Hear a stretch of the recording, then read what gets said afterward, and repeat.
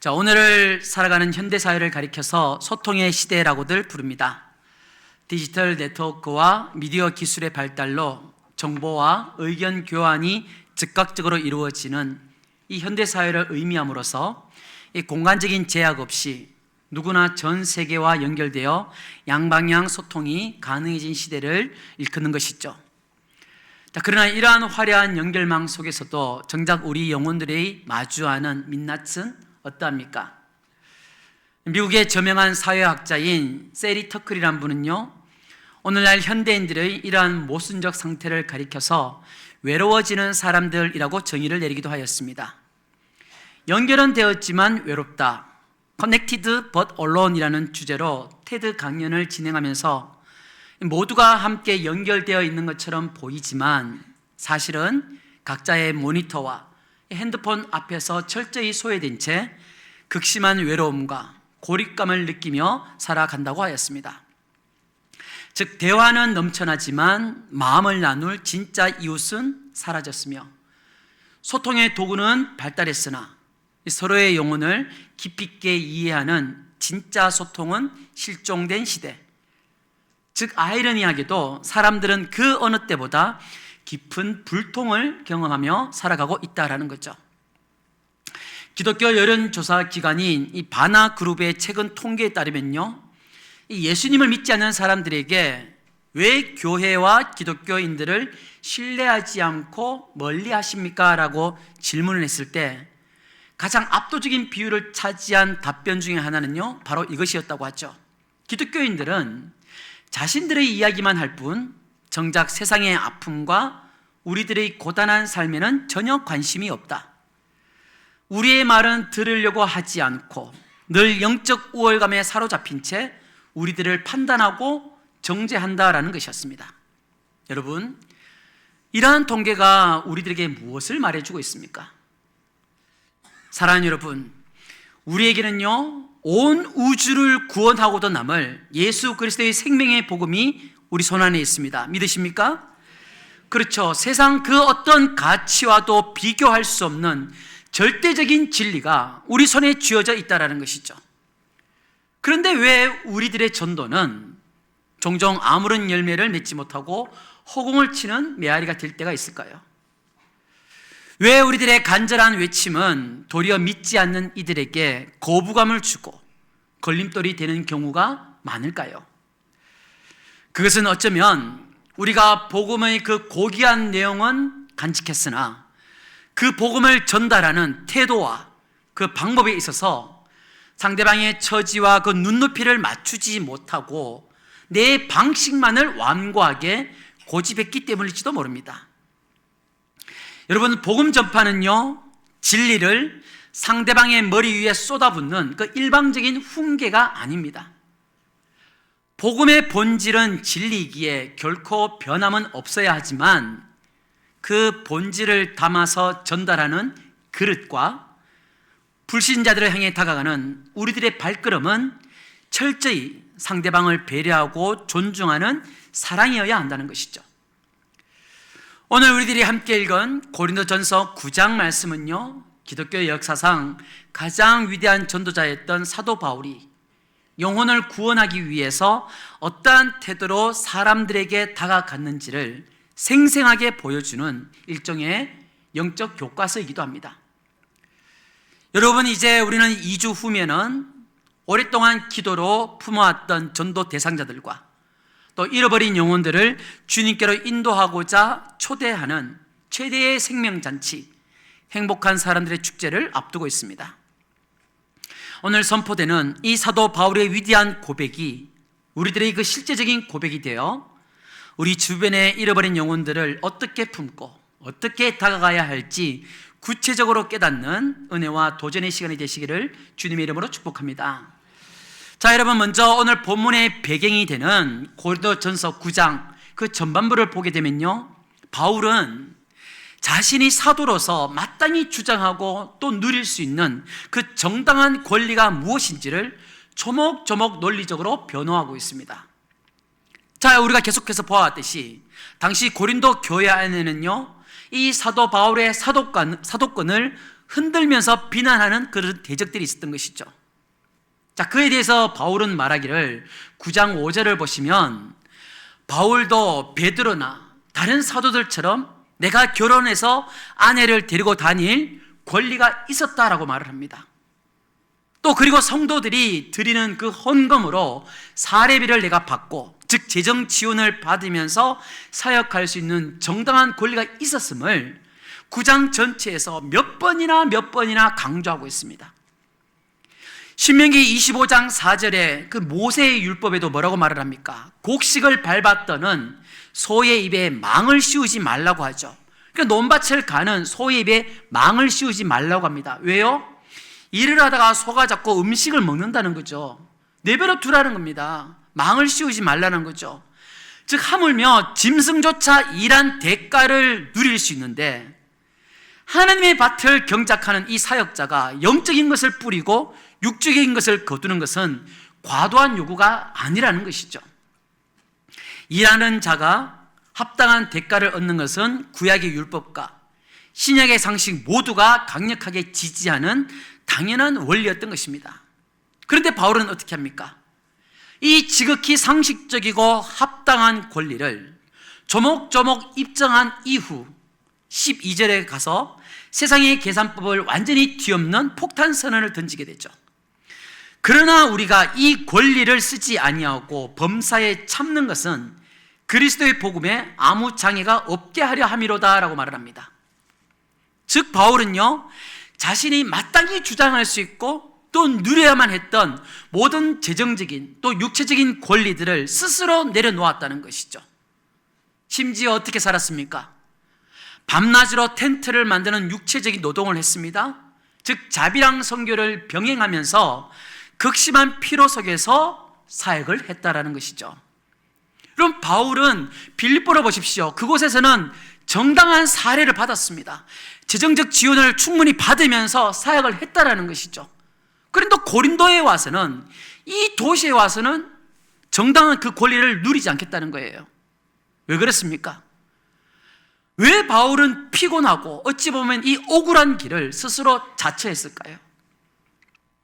당시 고린도 도시에는 돈을 바꿔서 수려한 그 그리스 수사학과, 운병술을 가르쳐주던 소피스트들이 가득했다라는 거죠. 이 소피스트, 이들은요, 그들의 지식을 돈으로 거래합니다. 그래서 자신의 이익과 명예를 극대화시켰던 영적 장사꾼들이었던 거죠. 그리고 우리가 계속해서 보아왔듯이 몽학 선생이 되어서 각 가정에 들어서 돈을 받고 가르쳐줬다는 겁니다.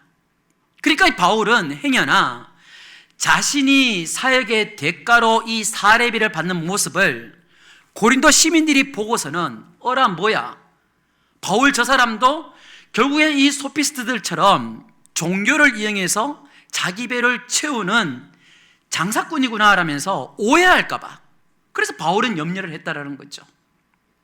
그래서 바울은 자신의 그 정당한 권리 주장이 오히려 생명을 살리는 이 고귀한 복음 전파에 티끌만한 장애물이라도 생길까봐 바울은 본인의 그 생존권과 자존심마저 기꺼이 쓰레기통에 던져버릴 준비가 되어 있었던 것이죠.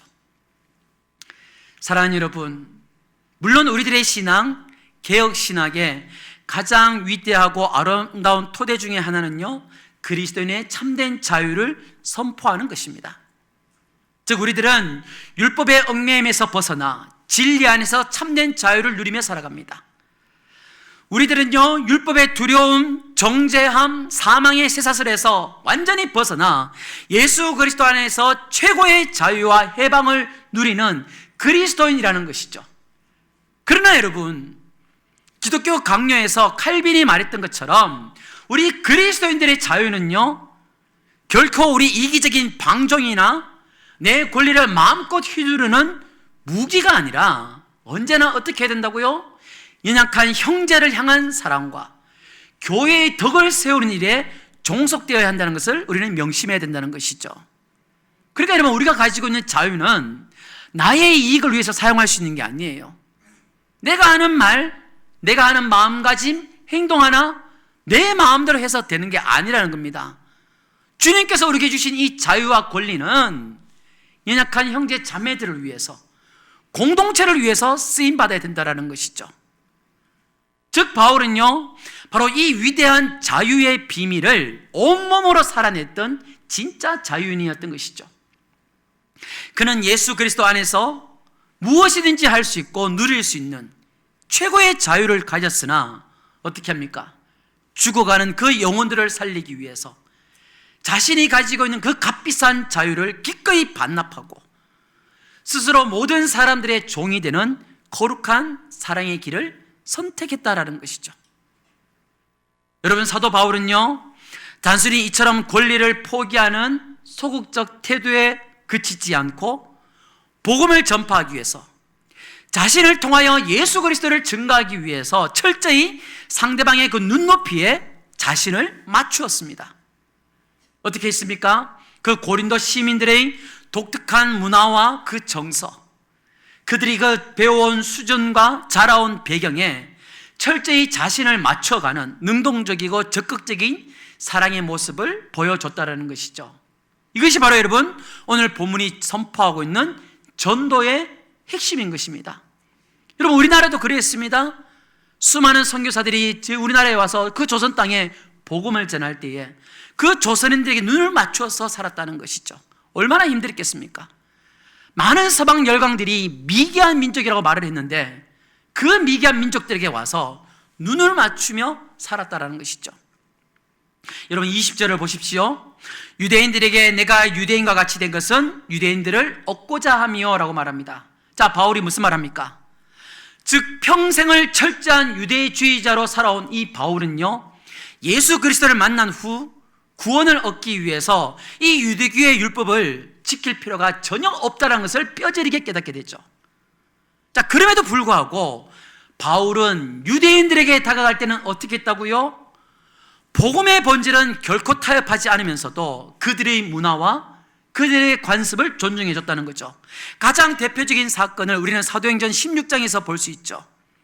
이방인 아버지와 유대인 어머니 사이에서 태어난 그 디모데에게 굳이 할례를 행합니다.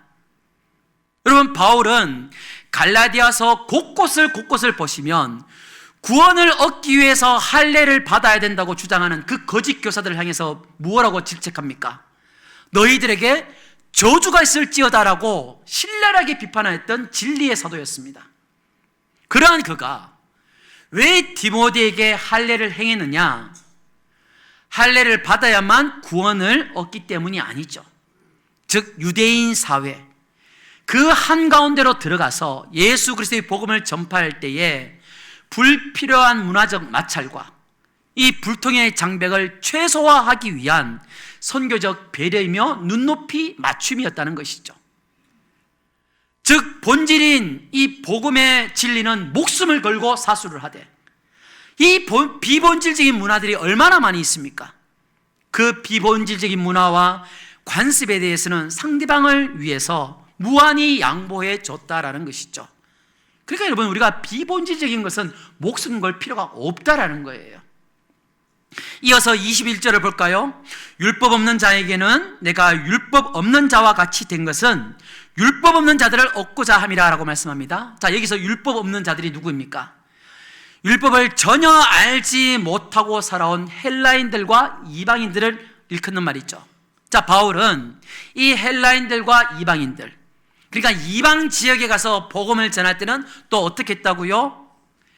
유대인 회당에서처럼 구약 성경 구절을 들이대면서 정죄의 칼날을 겨눈 것이 아니라 철저하게 그 이방인들의 눈높이로 낮아져서 그들의 문화적 시선과 그들의 언어로 다가갔다라는 거죠. 16장에 이어서 사도행전 17장을 보시면요, 아덴에서의 전도 사역을 바울이 했지 않습니까? 아덴에서는 어떻게 합니까? 구약 성경을 인용하지 않고 그들에게 익숙한 헬라 철학자들의 그 시와 그 우상 문화를 접촉점으로 삼아서 복음을 변정했던 것이죠. 즉 무슨 말입니까? 이방인들의 그 눈높이에서 창조주 하나님과 예수 그리스도의 부활을 설득력 있게 풀어내줬다라는 것입니다. 자, 계속해서 오늘 본문 22절을 보시면 약한 자들에게는 내가 약한 자와 같이 된 것은 약한 자들을 얻고자 함이요라고 말하죠. 유대인들이 다가갈 때는 유대인들에게 맞게끔, 이방인들에게는 이방인들에게 맞게끔, 또 약한 자들에게는 어떻게 했다고요? 그 당시 교회 안팎에는 사회적 신분이 낮고 마음이 상하고 가난하고 신앙적 지식이 부족해서 사소한 일에도 믿음의 양심들이 늘 흔들리는 그런 연약한 자들이 있었다라는 거죠. 즉 바울은요, 그 당대 최고의 학벌을 가졌고 지성을 갖춘 학자였지만 그들 앞에서는 결코 자신의 지식을 뽐내거나 가방끈을 자랑하거나 일반 스승들처럼 가르치거나 교만하게 행동하지 않았다라는 거죠. 그래서 우리가 보았지만 8장에서 무엇을 예로 들었습니까? 우상의 제물을 먹는 문제로 상처받는 연약한 성도들이 있다면 바울은 어떻게 고백합니까? 나는 평생 고기를 먹지 않겠다라고 선언할 만큼 그들의 상처와 그들의 아픔에 깊이 공감해 줬다라는 것이죠. 우리들은 이러한 복음 전파의 원리를 가리켜서 성육신적 전도라고 부르기도 합니다. 즉 하늘 보좌 위에서 죄인들을 향해서 이리로 올라오라, 이리로 올라오라고 소리치는 것이 아니라 친히 하늘 영광의 모든 권리를 버리시고 낮고 천한 인간의 몸을 입어 이 땅에 내려오신 예수님의 마음이라는 것이죠. 즉 여러분, 상대방의 그 잘못된 죄에 우리가 동화되거나 그들과 함께 휩쓸려서 죄악을 짓는 것이 아니라 진리를 변질시키는 것이 아니죠.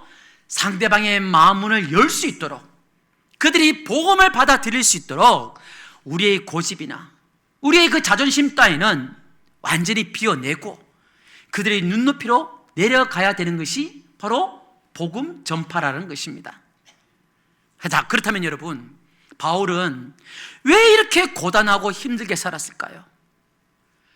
바울이 이토록 피곤하게 마치 카멜레온처럼 자신을 이렇게 저렇게 변화시켜가면서 이 사람에게는 이렇게 눈높이 맞추고 저 사람들에게는 그렇게 눈높이 맞추고 모든 각 사람들에게 자신의 자존심을 굽혀가면서 까다로운 온갖 부류의 사람들의 그 비를 맞추가며 살아야 했던 그 궁극적인 이유가 무엇입니까?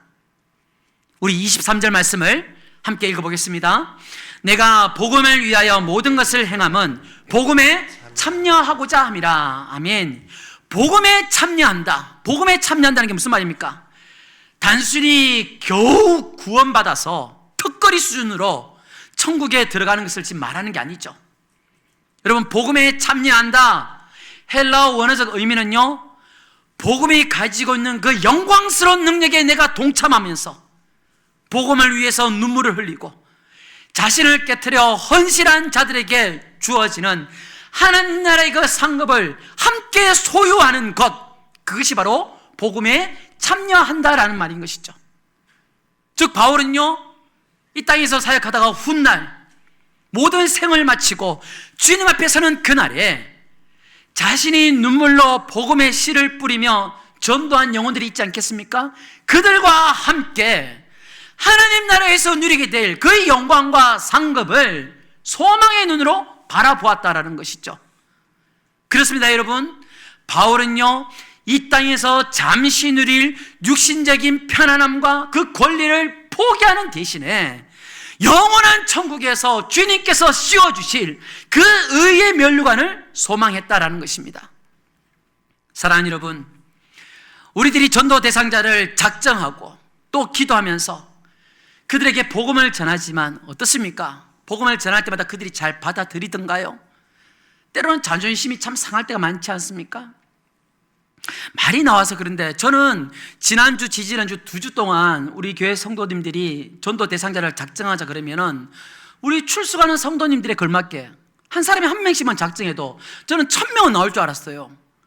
그런데 너무 남사스럽고 진짜 왜 이렇게 이 정도? 깜짝 놀랐습니다. 왜 이렇게밖에 작정을 안 하시는지. 여러분들 오늘 예배 드리고 집에 가시지 동굴로 들어가진 않잖아요. 다 혼자 사십니까? 동굴에 들어가서 일주일 내내 살다가 교회 오고 그런 건 아니잖아요. 가족을 만나고 친지를 만나고 이웃들 만나고 그들에게 복음을 전해줘야 되잖아요. 우리 전도 대상자가 되잖아요. 하나님께서 언제 역사하실지 모르겠지만 내가 그들의 이름을 적어내고 기도해보면 되는 거잖아요. 근데 그걸 안 적으셔. 여러분, 우리가 바울처럼 이 땅 살다가 나중에 주님 앞에 갔을 때에 물론 주님께서 의의 멸류관 씌워 주시겠죠. 그럼 그 의의 멸류관을 우리가 받을 때에 그 민망하면 어떻게 하렵니까? 우리가 이 땅에서 100년 살다가 적어도 나로 인해서 한 명은 예수 그리스도 영접하는 역사가 일어나야 되지 않겠습니까?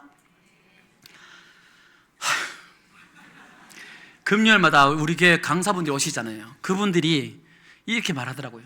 전국적으로 돌아다니면서도 이렇게 아멘 안 하는 교회 처음 봤다고. 목사님 정말 힘드시겠다고. 제가 뭐라 했냐? 아니라고. 우리 성도들이 다 샤이한 분들이 많아가지고 이렇게 낯선 분들이 오면 아멘을 잘 안 한다고, 부끄러워서 잘 안 한다고. 저랑 할 때는 얼마나 잘하는지 모르겠다고 제가 그렇게까지 말했습니다. 제발 아멘 좀 하십시오, 제발. 여러분, 우리가 한 명은 전도하고 가야 되지 않겠습니까? 바울과 함께 누릴 수 있는 복음에 참여한다는 그 말이, 내가 천국에 갔는데 내가 전도한 사람 한 명도 없어. 어떡하려고요? 그래도 와 반갑다 이런 인사 나눠야죠. 이렇게 그런 사람이 한 명도 없어. 어떡하시려고 그럽니까? 우리가 그렇게 하자고. 그렇게 전도할 사람이 목사님 없어요? 많습니다.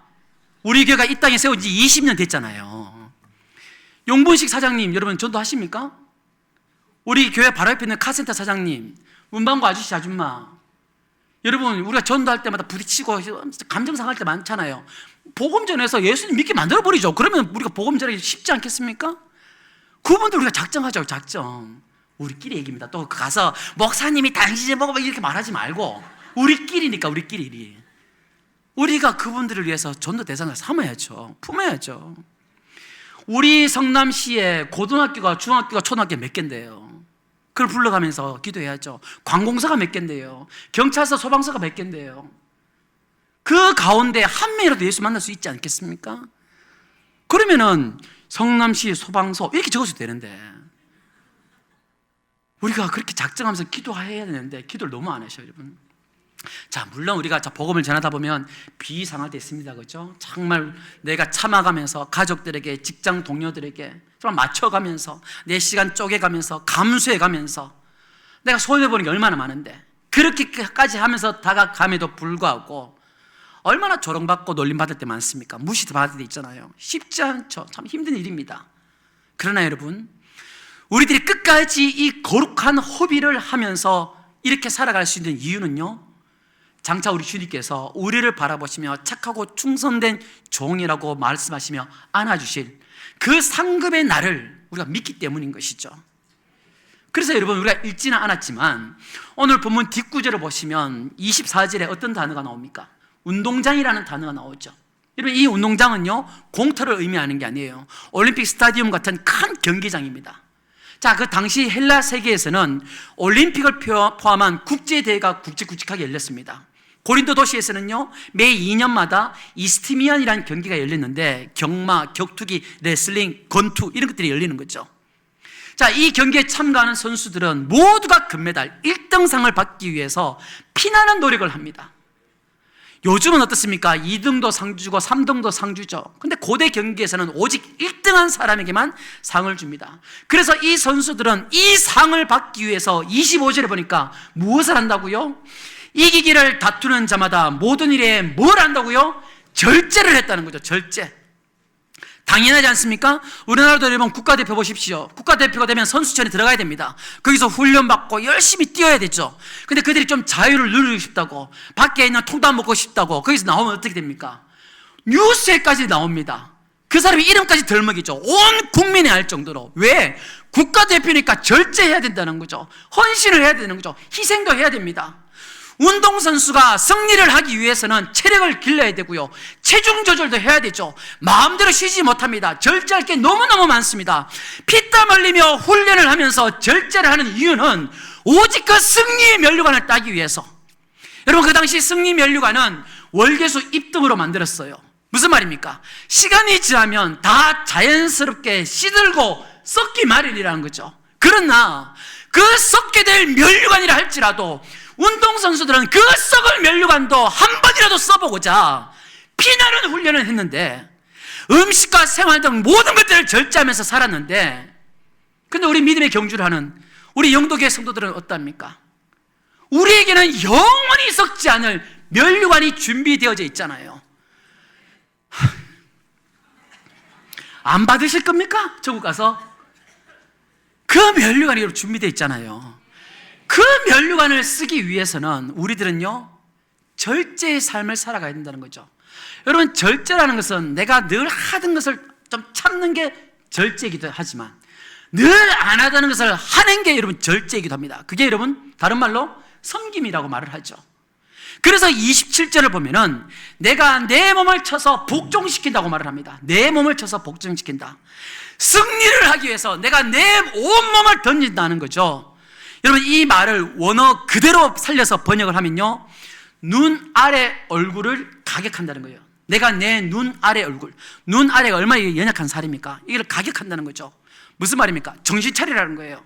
여러분, 권투 선수들 막 이렇게 하다가 상대방 얼굴을 가격했는데 내 얼굴을 치는 거예요. 무슨 말입니까? 보통 이렇게 글로 팡팡 치면서 정신 차리자, 정신 차리자 이럴 때 있잖아요. 나 오늘 설교하면서 왜 이렇게 힘들지? 권투 선수가 상대방 얼굴을 간격하기 아니라 자기 얼굴을 때려요. 자기 얼굴을. 정신 차리라는 거예요. 고삐 풀린 망아지처럼 절제하지 못하는 삶에 빠지지 않기 위해서 자신의 눈 아래를 치면서 정신 차리라는 거예요. 절제할 줄 알아라는 거죠.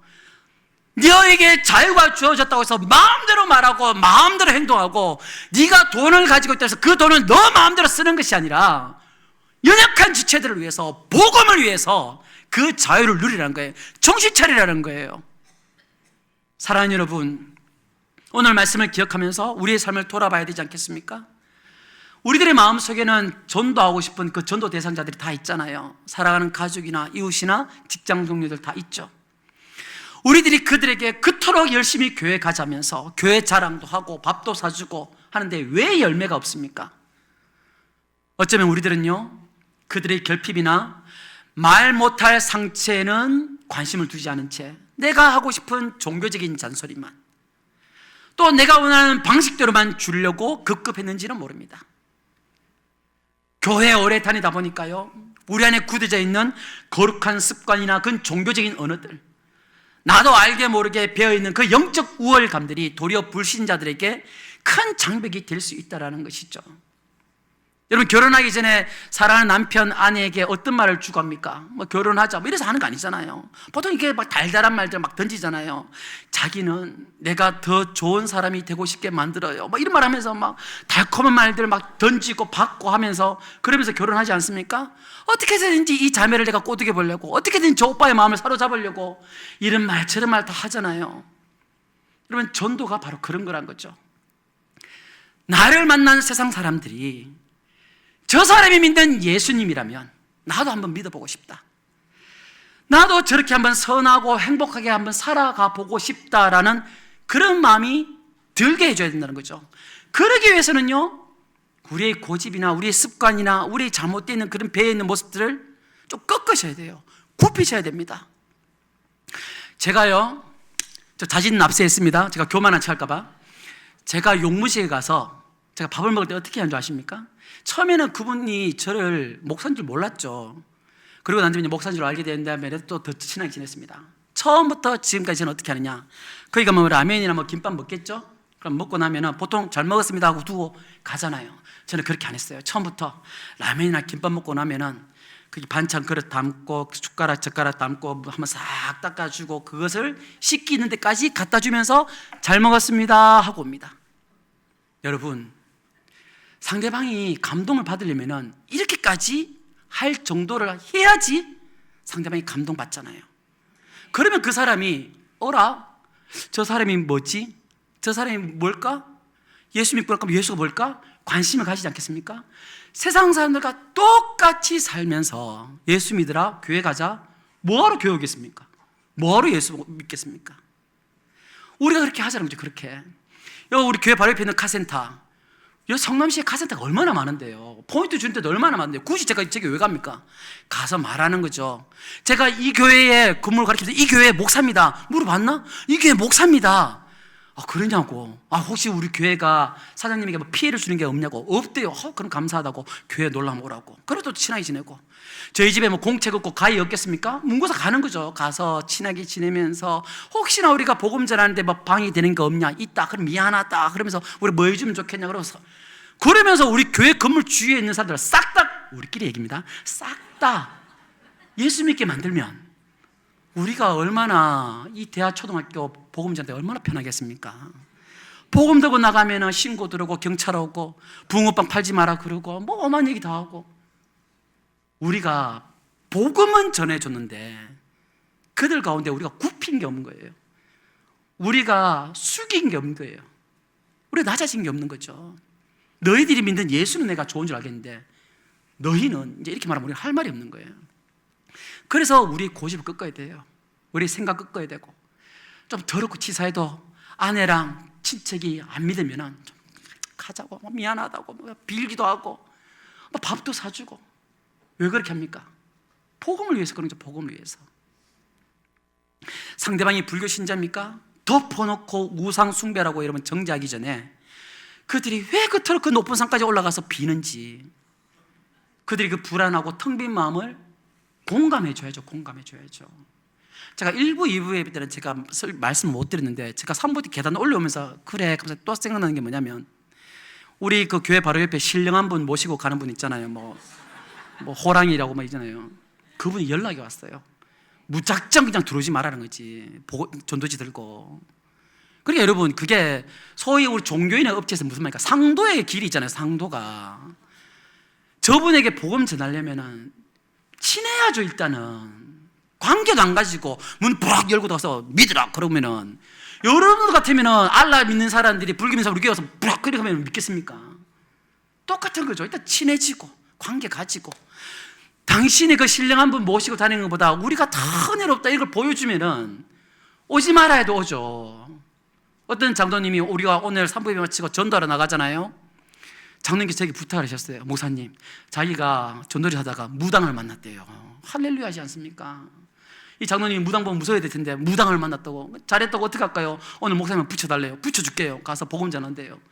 근데 무작정 복음 전하면 또 무당이 놀라겠죠? 고맙게도 무당이 교회에 오고 싶다 그랬대요. 그러니까 이제 목사가 가는 거야. 처음부터 무당한테 가가지고 예수 믿으라 해보십시오. 그 무당이 다니면 삼지창 들고 막 찌르려고 그러지 가만히 내버려 두겠습니까? 관계를 가지고, 관계를. 인격적인 게 필요해요. 인격적인 게. 여러분, 상대방이 상처받고 방황하는 청년이라면 어떻게 됩니까? 네가 기도를 안 해서 그렇다, 네가 믿음이 없어서 그렇다, 이렇게 가볍게 섣부른 조언이나 나 때는 말이야 하면서 훈계하기 전에 차라리 그의 눈물 한번 닦아주고 손 한번 잡아주고 짜장면 사주는 게 훨 낫다라는 거죠.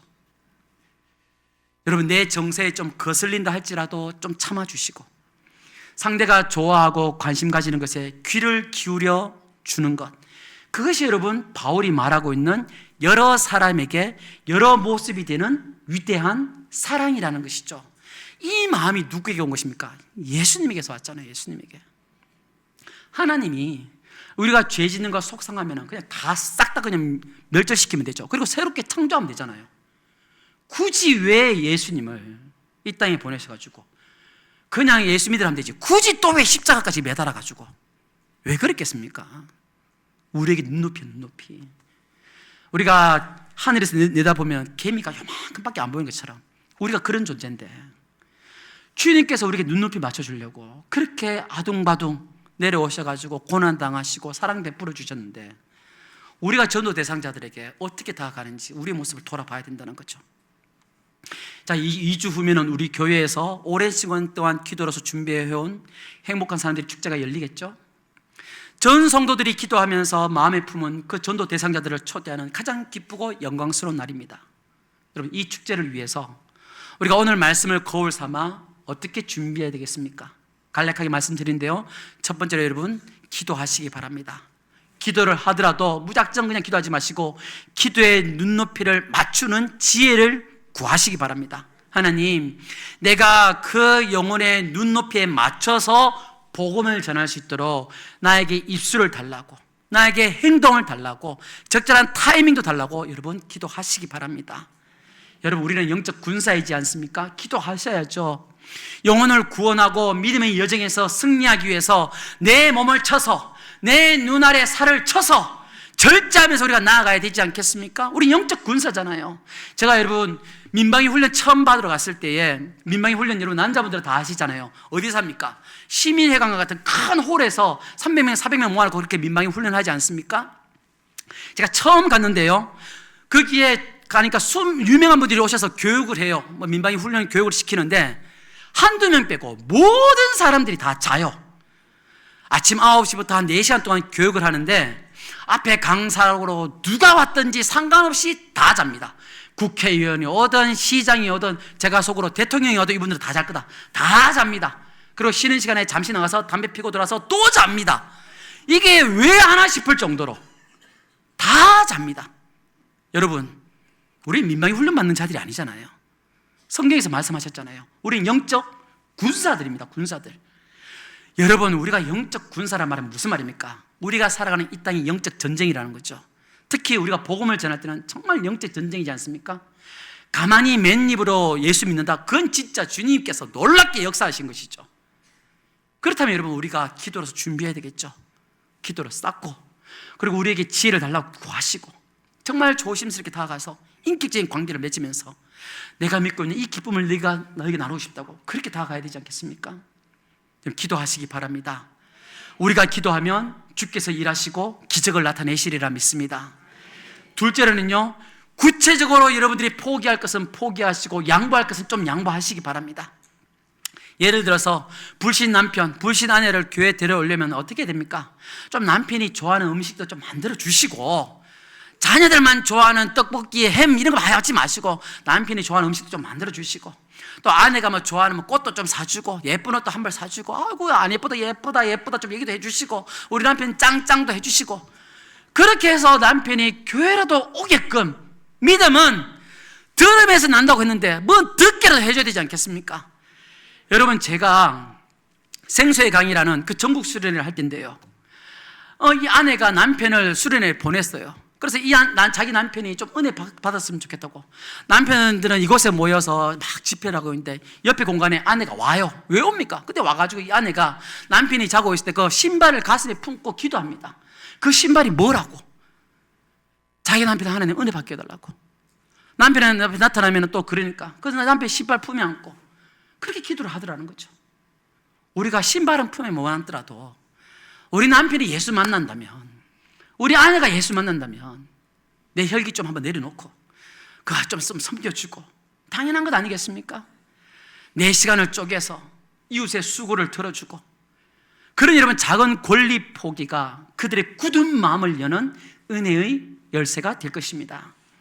세 번째로는요, 여러분, 우리 교회에 처음 오는 분들이 있겠죠? 6월 14일 날, 여러분 6월 14일 뿐만 아니라 우리 교회에 매주마다 새로 오신 분들이 많아요. 근데 예전처럼 어떻습니까? 요즘은 새가족들이 교회에 오자마자 등록하는 분들이 거의 없어요. 오늘 일부 예배 때도 등록하신 그분은 6개월 전에도 오셨고, 제가 임직 받는 날에도 오셨고, 계속 방황하시다 또 오셨어요. 근데 등록하셨어요. 무슨 말입니까? 요즘 사람들은 교회 가서 다 소위 말해서 재 본다 그러죠. 간을 보는 겁니다. 설교 들어보고 성도들 겪어보고 이 교회 저기 다 겪어보고 난 다음에 하나님이 감동이 오면 등록을 한다는 거죠. 자, 그런데 낯선 사람들이 우리 교회에 왔습니다. 낯선 찬양 부르고 다 낯선 사람들이잖아요. 그런데 여러분, 심리학적 용어가 있죠. 그 낯선 곳에서 3명만 인사하고 친하게 지내면 그 공동체에 쉽게 적응한다 그러죠. 다른 말로 표현하면 뭐입니까? 우리가 3명도 그 사람에게 안 다가간다는 거예요. 우리가 좀 낯선 사람 보이고 엘리베이터 안에서 같이 있으면은 인사하면 되잖아요. 처음 보는데 너무 죄송하다고, 제가 열심히 신앙생활 안 해서 그런데 제가 교회 장로인데, 제가 교회 권사인데, 무슨 집사인데 이름이 뭡니까? 그러십니까? 만나서 참 반갑다고. 혹시 실례지만 몇 학년 몇 반입니까? 몇 전도회구나. 저랑 같이 가실래요? 뭐 이렇게 인기가 많으면 3명만 하면은 그분들이 쉽게 적응한다는 거죠.